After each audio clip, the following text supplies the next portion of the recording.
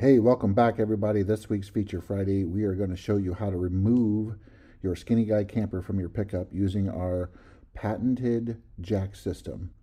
We're going to begin this process by putting the truck on a level, hard surface, place it in park, and make sure the e-brake is set.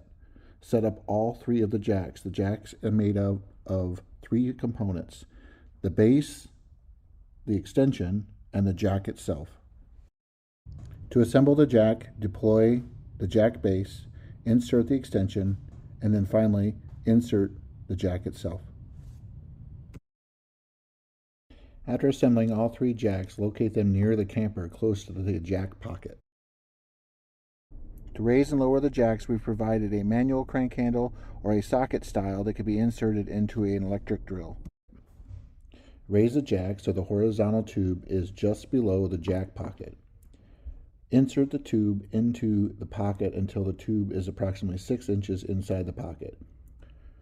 Make sure that the jack is properly seated into the camper. Next, we will begin by working our way around the inside of the truck bed under the camper, releasing all of the tie-down points. On our 6.5 model, we use ratchet straps in the rear to tie down the camper. In the front, we use a winch that can be accessed by the small door on the driver's side of the truck. Loosen all of these points thoroughly before you begin to lift the camper. Using the tools provided, slowly work your way around the camper to each jack, raising it slowly off of the truck bed. It is worth noting that at this point, you will have difficulty reaching the front two tie downs that are used by the winch. You will have to roll the truck forward slightly to be able to reach them to unhook them.